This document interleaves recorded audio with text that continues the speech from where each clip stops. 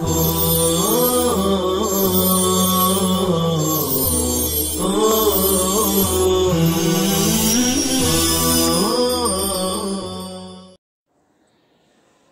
اللہ الرحمن الرحیم الحمد للہ رب العالمین والصلاة والسلام علی سید الانبیاء والمرسلین محمد وعلی آلہ وصحبہ اجمعین اما بعد۔ محبان حبیب کبریا، طالبان علوم نبوت، سیرت و خاتم النبیین صلی اللہ علیہ وسلم کا یہ 34واں سبق ہے، جس کا آغاز ہو رہا ہے فی المدینہ، مدینہ منورہ میں۔ بڑے اختصار کے ساتھ نبی کریم صلی اللہ علیہ وسلم کی مکی زندگی کو بیان فرمایا۔ اب ہجرت فرما کر مدینہ پہنچنے اور اس کے بعد کی زندگی کا آغاز ہوتا ہے۔ کیف استقبلت المدینہ رسول اللہ صلی اللہ علیہ وسلم، مدینہ نے رسول اللہ صلی اللہ علیہ وسلم کا کیسے استقبال فرمایا۔ استقبل، استقبال آگے بڑھ کر خیر مقدم کرنا، ریسیو کرنا، مرحبا کہنا۔ مدینہ نے استقبال کیا یعنی اہل مدینہ نے۔ محل بول کر حال مراد ہوتا ہے، جیسے کیف استقبلت الجامعۃ الطلاب، جامعہ نے طلباء کا استقبال کیسے کیا۔ وَسَمِعَ الْأَنصَارُ بِخُرُوجِ رسول اللہ صلی اللہ علیہ وسلم من مکہ، انصار نے مکہ سے رسول اللہ صلی اللہ علیہ وسلم کے نکلنے کے بارے میں سن رکھا تھا۔ وَهُمْ يَنْتَظِرُونَهُ أَكْثَرَ مِنْ انتظار الصَّائِمِينَ لِهِلَالِ الْعِيدِ، اور وہ لوگ رسول اللہ صلی اللہ علیہ وسلم کا اس سے کہیں بڑھ کر انتظار کر رہے تھے جتنا روزے دار عید کے چاند کا انتظار کرتے ہیں۔ صائم اس میں فاعل ہے، صام یصوم صوما، روزہ رکھنا۔ ہلال کی جمع اہلہ، ابتدائی راتوں کا چاند۔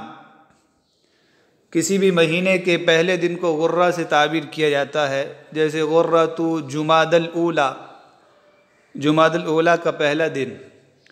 تو غرہ سے لے کر 7 دنوں تک کے چاند پر ہلال کا اطلاق ہوتا ہے۔ اسی طرح آخری راتوں کے چاند کو بھی ہلال سے تعبیر کیا جاتا ہے۔ تو چاند کے لیے 3 الفاظ ہیں، قمر، ہلال اور بدر۔ قمر عام ہے، چھوٹے بڑے ہر قسم کے چاند پر بولا جاتا ہے۔ ہلال ابتدائی راتوں کا چاند، اور بدر ایام 20 کا 13ویں، 14ویں اور 15ویں رات کا چاند جب مکمل ہو جائے۔ عید کی جمع اعیاد، تہوار، خوشی کا موقع۔ عید یہ عود سے بنا ہے، بار بار لوٹ کر آنے والا، تو خوشی کا موقع لوٹ کر آتا ہے، اس کے لوٹ کے آنے کا بہت انتظار ہوتا ہے، اس لیے اس کو عید سے تعبیر کیا جاتا ہے۔ عید بأیۃ حال عدت یا عید۔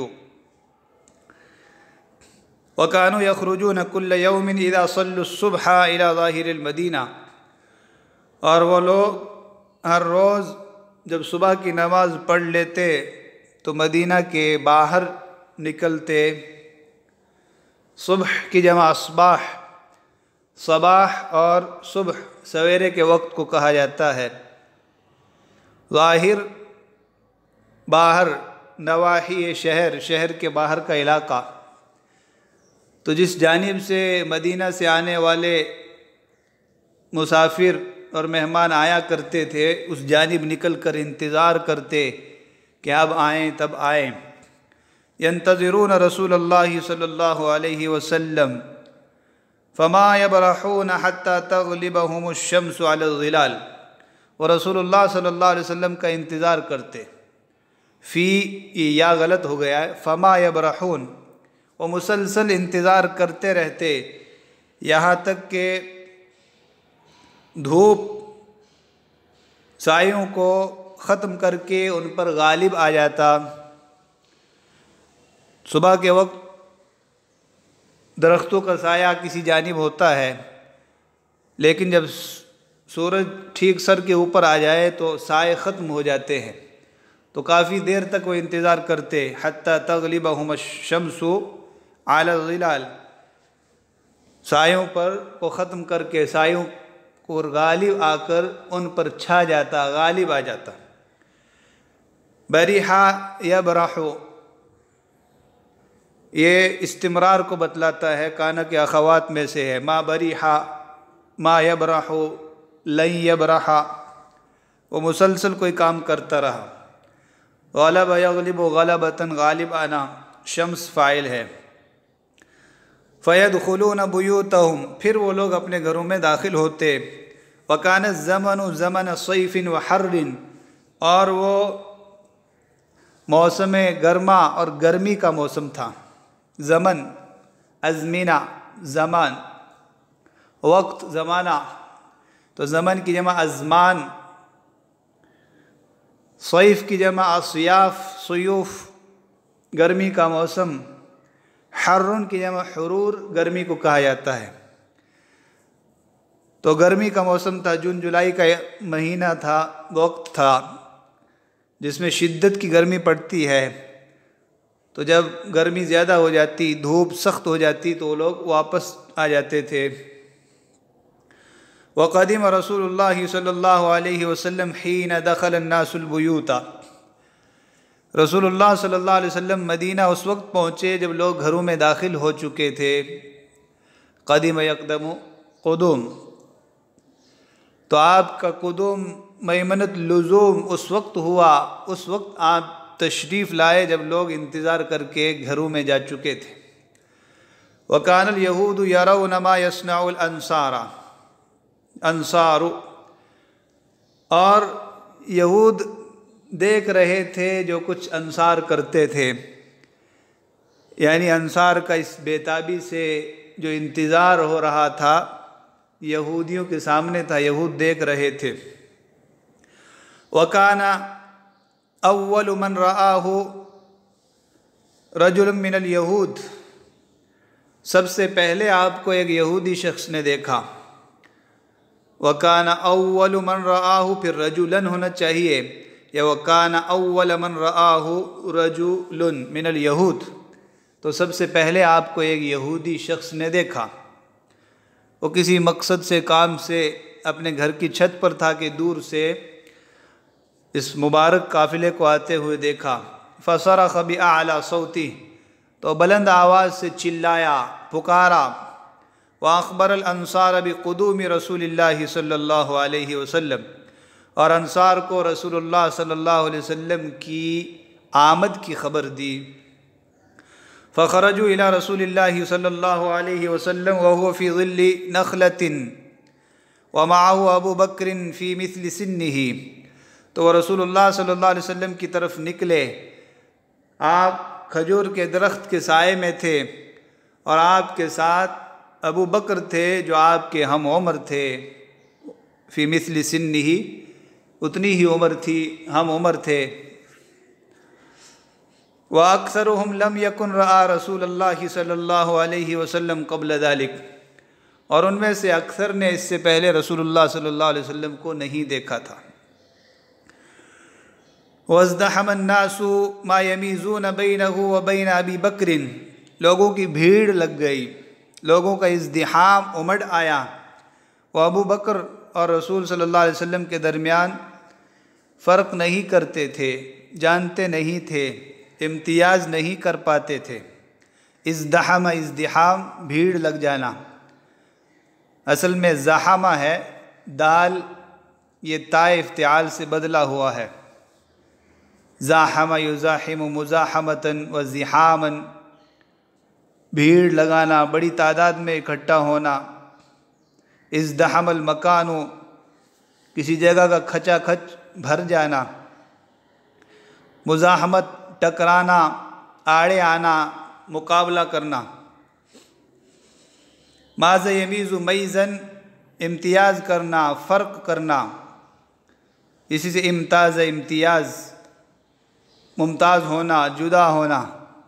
اور میزہ بھی ماذا یمیزو ہی کے معنی میں ہے، ممتاز کرنا، لیمیز اللہ الخبیث من الطیب۔ وفطن لذلك ابو بکر، حضرت ابو بکر رضی اللہ عنہ اس کو سمجھ گئے۔ فطن یفتن فطانتاً، فطنتاً سمجھ جانا، اسی طریقے سے زیرک ہونا، قوت فہم کا مالک ہونا۔ فطن صیغہ صفت ہے، سمجھدار، زیرک، ذہین اور فطین۔ تو حضرت ابو بکر رضی اللہ عنہ اس بات کو سمجھ گئے کہ یہ لوگ فرق نہیں کر پا رہے ہیں کہ رسول اللہ کون ہے اور ابو بکر کون ہے۔ فقام یظلہ بردائہ، تو ابو بکر کھڑے ہو کر اپنی چادر سے آپ پر سایہ کرنے لگے۔ اغل یظل اضلال، سایہ کرنا، ردا اردی یا چادر۔ فانکشف للناس الامر، تب لوگوں کے سامنے معاملہ کھلا، معاملہ صاف ہوا، انکشاف، کھل جانا کہ اللہ کے رسول کون ہے اور ابو بکر کون ہے، خادم کون ہے اور مخدوم کون ہے۔ وَكَبَّرَ الْمُسْلِمُونَ فَرَحًا بِقُدُومِهِ، مسلمانوں نے آپ کی آمد پر مارے خوشی کے نعرہ تکبیر بلند کیا۔ کبر تکبیر، تکبیر کہنا، اللہ اکبر کہنا۔ وَمَا فَرِحُوا لِشَيْءٍ فِي حَيَاتِهِمْ كَفَرَحِهِمْ بِقُدُومِ رسول اللہ صلی اللہ علیہ وسلم، وہ اپنی زندگی میں کسی چیز سے اتنے خوش نہیں ہوئے تھے جتنے خوش رسول اللہ صلی اللہ علیہ وسلم کی آمد سے ہوئے تھے۔ حتیٰ كانت النساء والصبيان والإماء يقولون هذا رسول الله قد جاء، هذا رسول الله قد جاء، یہاں تک کہ عورتیں، بچے اور چھوٹی لڑکیاں یوں کہتے تھے، یہ لو اللہ کے رسول صلی اللہ علیہ وسلم آ گئے، یہ دیکھو اللہ کے رسول صلی اللہ علیہ وسلم آ گئے۔ صبیان صبی کی جمع ہے، بچے۔ ایما امتن کی جمع ہے، باندی اور لڑکی کو کہا جاتا ہے۔ وَكَانَتْ بَنَاتُ الْأَنصَارِ يُنْشِدْنَ فِي سُرُورٍ وَنَشْوَةٍ، اور انصار کی بیٹیاں، انصار کی بچیاں خوشی اور کیف و سرور کے عالم میں یوں گنگناتی تھی، یوں پڑھتی تھی۔ انشدہ ینشد، انشاد، انشودہ پڑھنا، نغمہ پڑھنا، گیت گانا۔ واو زائد ہے، ینشدنا، سرور خوشی، نشوہ نشیہ ینشا، نشون و نشوتن، شراب کا نشہ چڑھنا، کیف و سرور طاری ہونا، مستی اور مدہوشی کا ہونا۔ تو نشوہ، کیف و سرور، مستی، مدہوشی، بہت زیادہ خوشی میں جب آدمی مچل جاتا ہے تو اس کیفیت کو نشوہ سے تعبیر کیا جاتا ہے۔ کیا پڑھتی تھی؟ اشرق البدر علینا من ثنیات الوداع، وداع کی گھاٹیوں سے، ثنیات الوداع سے ہم پر 14ویں کا چاند طلوع ہو گیا۔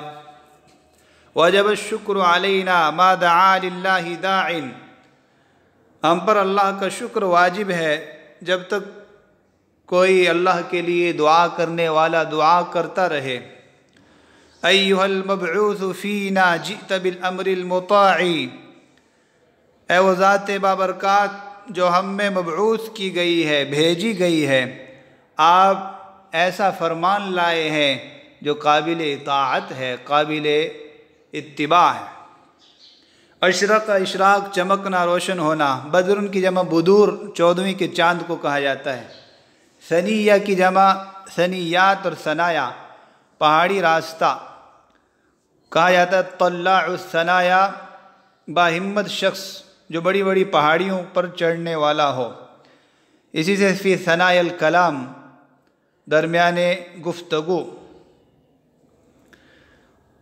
ثنیات الوداع، وداع ودع یودع، تودیع، رخصت کرنا، تو تفعیل کا مصدر ثانی ہے وداع، وہ پہاڑیاں جہاں سے مسافروں کو رخصت کیا جائے۔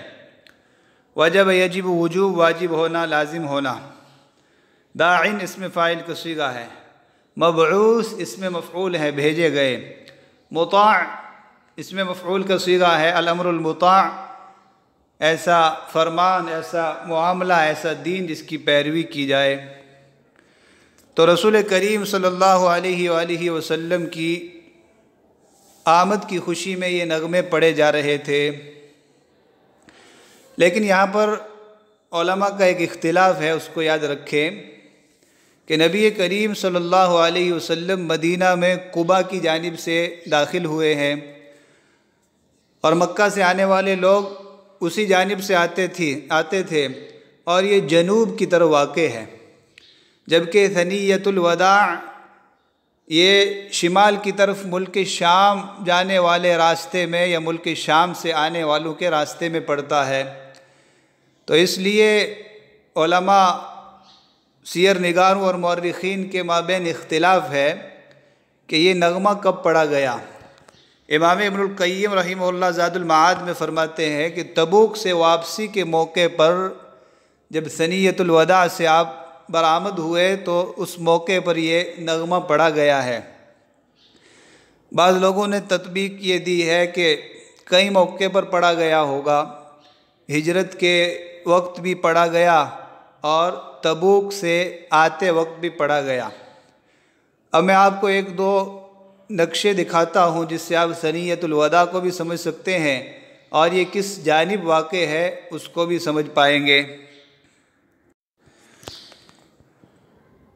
آپ کے سامنے جو نقشہ ہے دو پہاڑوں کے بیچ کا راستہ، اسی کو عربی زبان میں ثنیہ سے تعبیر کیا جاتا ہے، پہاڑی راستہ۔ ہمارے جو سامنے کے اوپر والے دانت ہیں ان کو بھی ثنایا سے تعبیر کیا جاتا ہے، بلندی اور کھلے پن کی بنا پر۔ تو یہ ثنیۃ الوداع ہے،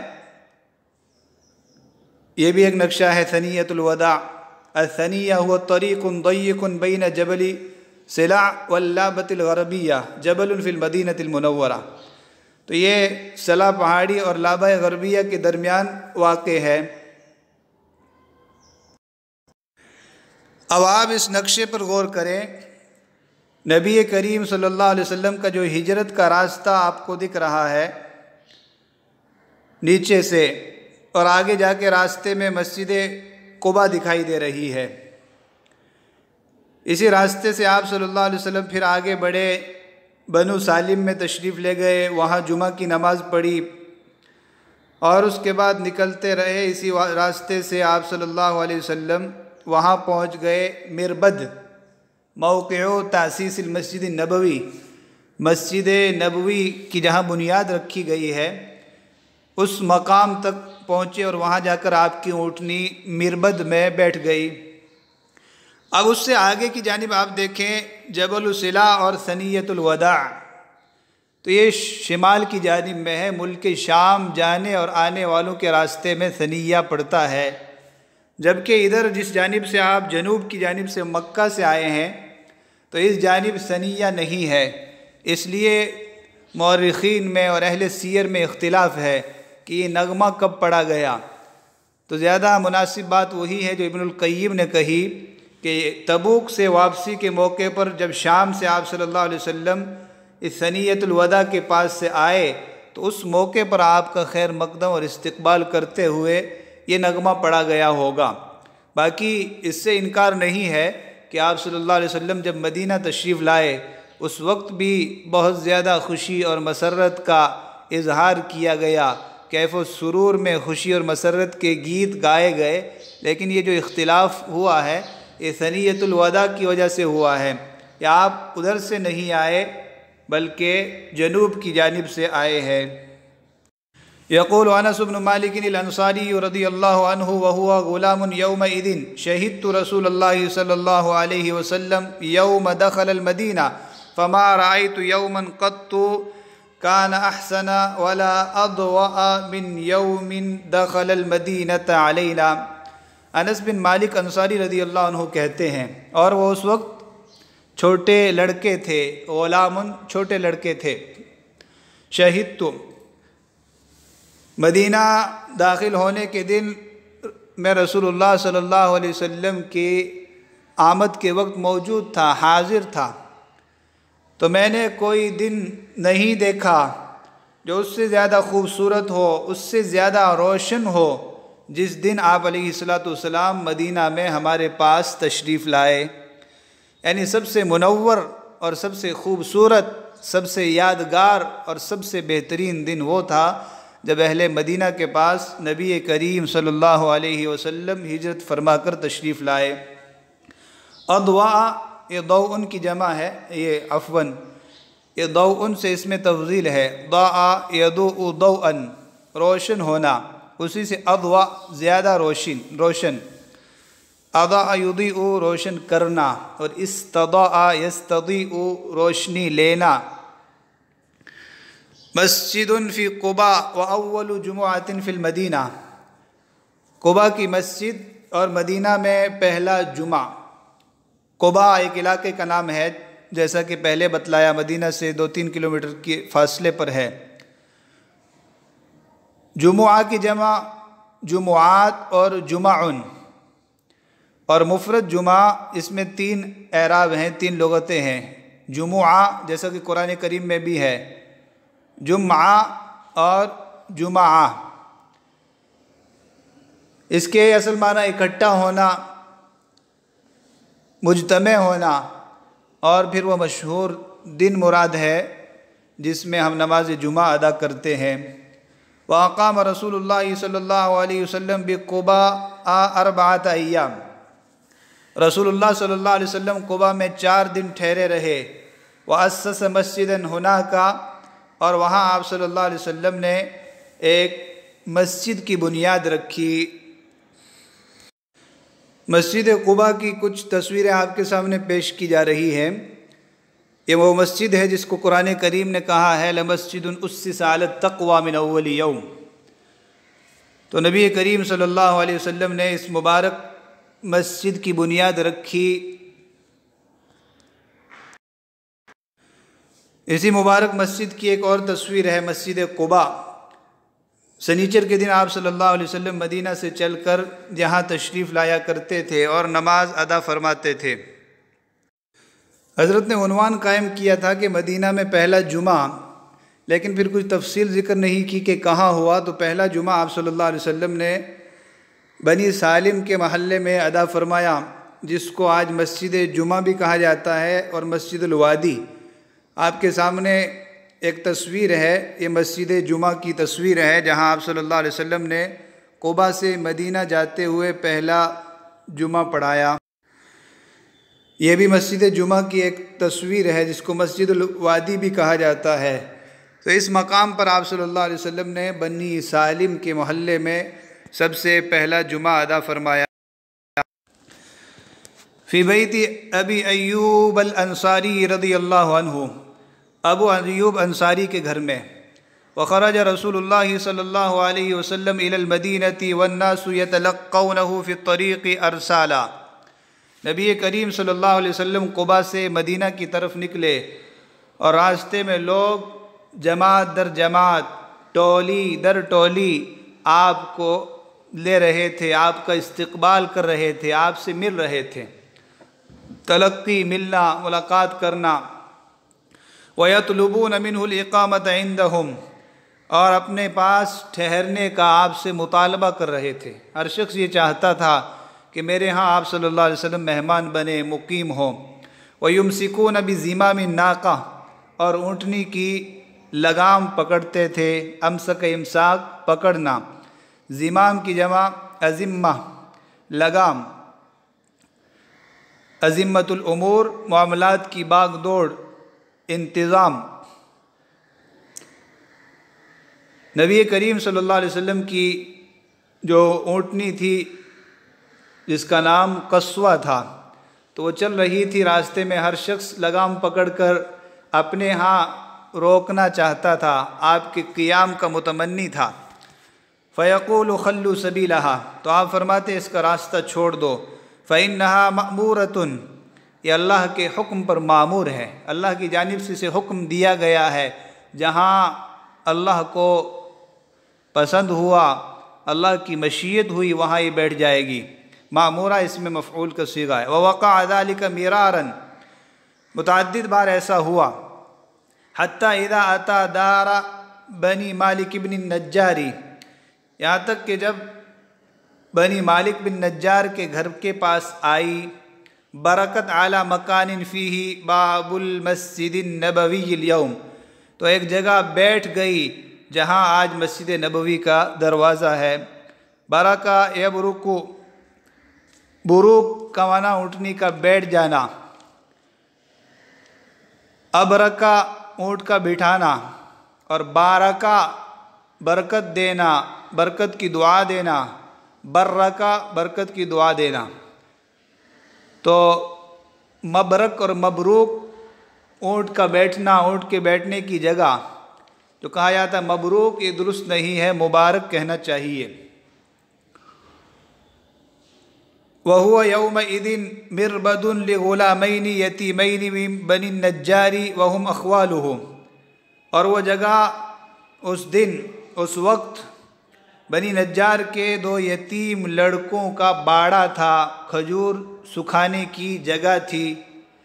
مربد کی جمع مرابد ہے، الموضع الذي يجفف فيه التمر، وہ جگہ جہاں کھجوروں کو سکھایا جائے۔ اسی طرح اونٹ کے باڑے کو بھی مربد کہا جاتا ہے۔ وَهُمْ أَخْوَالُهُ، خالن کی جمع اخوال، وہ آپ کا ننیال تھا، وہ آپ کے ننیال کے لوگ تھے۔ اب رسول اللہ صلی اللہ علیہ وسلم کا ننیال مدینہ میں کیسے، بنو نجار میں کیسے ہے، تو اس کی تھوڑی سی تفصیل سبق کے اخیر میں انشاءاللہ پیش کی جائے گی۔ وَنَزَلَ رسول اللہ صلی اللہ علیہ وسلم عن الناقہ، رسول اللہ صلی اللہ علیہ وسلم اونٹنی سے اتر گئے۔ فاحتمل ابو ایوب خالد بن زید النجاری الخزرجی رحلہ، تو ابو ایوب جن کا نام خالد بن زید نجاری خزرجی ہے، انہوں نے آپ کا سامان اٹھایا۔ رحل، رحال، سامان، کجاوے پہ جو سامان لادا ہوا ہو وہ۔ فوضعہ فی بیتہ، اور اسے اپنے گھر میں رکھا۔ ونزل علیہ رسول اللہ صلی اللہ علیہ وسلم فبالغ ابو ایوب فی ضیافتہ و اکرامہ، رسول اللہ صلی اللہ علیہ وسلم انہی کے پاس فروکش ہو گئے، اتر گئے، مہمان ہو گئے۔ ابو ایوب نے آپ کی ضیافت اور آپ کے اکرام میں بہت مبالغے سے کام لیا، بہت زیادہ آپ کی ضیافت اور اکرام کا اہتمام کیا۔ وَنَزَلَ فِي السُّفْلِ مِنَ الْبَيْتِ وَكَرِهَ أَبُو أَيُّوبَ وَأَعْظَمَ أَن يَكُونَ فِي الْعُلْوِ، آپ مکان کے زیریں حصے میں، نیچے والے حصے میں اترے، تو ابو ایوب نے اس بات کو ناپسند کیا اور اس بات کو بڑا سمجھا کہ وہ مکان کے بالائی حصے میں ہو۔ سفل نیچے کے حصہ جس کو زیریں حصہ بھی کہا جاتا ہے، اور علو یا علو، عین کے ضمہ اور عین کے کسرہ کے ساتھ بالائی حصہ، تو سفل نیچے کا حصہ تحتانی، اور علو یا علو فوقانی حصہ۔ اسی سے العالم العلوی اور العالم السفلی، عالم علوی اوپر کی کائنات، اوپر کا جہاں فرشتوں کی دنیا، اور عالم سفلی ہماری دنیا، انسانی دنیا جس میں ہم بستے ہیں۔ فقال یا ابا ایوب ان ارفق بنا وبمن یغشانا ان نکون فی سفل البیت، تو آپ علیہ السلام نے فرمایا کہ ابو ایوب، ہمارے لیے اور ہمارے پاس آنے جانے والوں کے لیے زیادہ بہتر، زیادہ آسان یہ ہے کہ ہم گھر کے زیریں حصے میں، تحتانی حصے میں رہیں۔ تو آپ کو اوپر بھیج دیا تھا، لیکن آپ صلی اللہ علیہ وسلم سے اوپر جانے کا مطالبہ کیا گیا تھا، لیکن آپ علیہ السلام نے یہ کہہ کر اس کو تسلیم نہیں فرمایا کہ ہمارے پاس لوگوں کی آمد و رفت رہتی ہے، تو تمہارے لیے بھی اور ہمارے لیے بھی زیادہ مناسب، زیادہ آسان اور بہتر یہ ہے کہ ہم گھر کے زیریں حصے میں رہیں، نیچے والے حصے میں رہیں۔ تو بنو نجار یہ قبیلہ انصار کا ایک خاندان تھا۔ ان کے آباء و اجداد میں کوئی شخص نجار تھے، بڑئی تھے، تو ان کے پورے خاندان کو بنی نجار کہا جاتا ہے۔ اب میں آپ کے سامنے ایک تصویر پیش کر رہا ہوں جس میں آپ کو یہ سمجھانے کی کوشش کروں گا کہ نبی کریم صلی اللہ علیہ وسلم کا ننیال مدینہ میں کیوں کر ہے۔ یہ آپ کے سامنے نبی کریم صلی اللہ علیہ وسلم کا نسب مبارک ہے۔ تو اس پر آپ غور کریں، محمد بن عبداللہ بن عبد المطلب، یہ جو عبد المطلب ہے تو عبد المطلب کا نام شیبۃ الحمد ہے، تو عبد المطلب یعنی شیبۃ الحمد، ان کی جو والدہ تھی جن کا نام سلمہ بنت عمرو ہے، تو یہ ہاشم کی بیوی تھی۔ ہاشم آپ صلی اللہ علیہ وسلم کے پردادا ہوئے۔ مطلب ہاشم کے بھائی تھے، ہاشم کا بیٹا شیبۃ الحمد جن کو عبد المطلب کہا جاتا ہے۔ تو ہاشم اوپر لکھا ہوا ہے، عبد المطلب کے اوپر ہاشم، اور عبد المطلب کی والدہ بتلائی گئی ہے سلمہ، تو سلمہ پر آپ دھیان دیں۔ تو ہاشم جو سلمہ کے شوہر تھے وہ بغرض تجارت غزہ گئے ہوئے تھے، فلسطین گئے ہوئے تھے، وہاں ان کا انتقال ہو گیا، اور ہاشم کی جو بیوی ہے سلمہ، انہوں نے مدینہ میں بیٹا جنا جن کا نام رکھا گیا شیبۃ الحمد۔ تو شیبۃ الحمد مدینہ میں ہی پروان چڑھے، ان کا بچپن گزرا، پھر بعد میں کسی نے مطلب کو بتلایا کہ تمہارا بھتیجا شیبہ، میں نے اس کو مدینہ میں دیکھا ہے، تو مطلب مکہ سے روانہ ہو کر مدینہ گئے، شیبہ کو اپنے ساتھ لیا اور مکہ واپس آئے۔ جب مکہ میں آپ پہنچے تو لوگوں نے، قریش نے کہنے شروع کیا کہ یہ عبد المطلب کا غلام ہے، لیکن مطلب نے کہا کہ نہیں، یہ میرا بھتیجا شیبہ ہے۔ تو قریش نے جو کہا تھا کہ عبد المطلب کا غلام، تو اسی نام سے آپ عبد المطلب مشہور ہو گئے۔ تو آپ کی جو والدہ ہوئی سلمہ، ان کا جو میکہ ہے، ان کا جو آبائی رشتہ ہے وہ مدینہ میں ہے، تو اس کی طرف نسبت کرتے ہوئے گویا کہ آپ صلی اللہ علیہ وسلم کا ننیال مدینہ میں ہے۔ خولت یعنی ماموں کا جو رشتہ ہوتا ہے اس کو اخوال سے اور خولت سے تعبیر کیا جاتا ہے۔ تو آپ صلی اللہ علیہ وسلم کی یہ نانی ہوئی سلمہ، اس کے اعتبار سے آپ صلی اللہ علیہ وسلم کا ننیال مدینہ میں ہے۔ تو اس بات کو آپ سمجھیں گے کیونکہ انہوں نے لکھا ہے کہ بنو نجار یہ آپ صلی اللہ علیہ وسلم کے اخوال ہوئے۔ وصلی اللہ وسلم علی نبینا محمد وعلی آلہ وصحبہ اجمعین۔